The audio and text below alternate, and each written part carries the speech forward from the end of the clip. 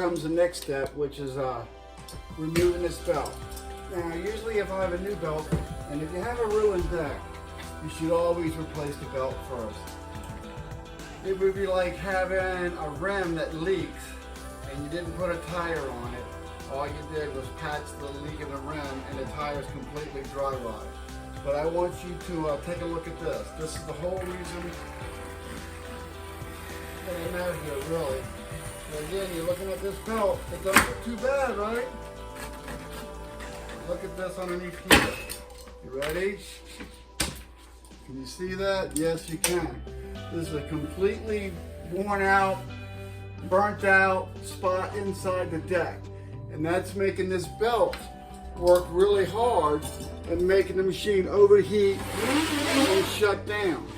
So when you look at this belt, this here doesn't look too bad. But when you look further in, it's, I don't know, like a professional word, crummy. All right, so we're gonna change the deck first, and we're gonna change the rollers, but kind of one thing at a time. I'll get right back to you. Just wanted to show you that. Again, deck, pretty bad.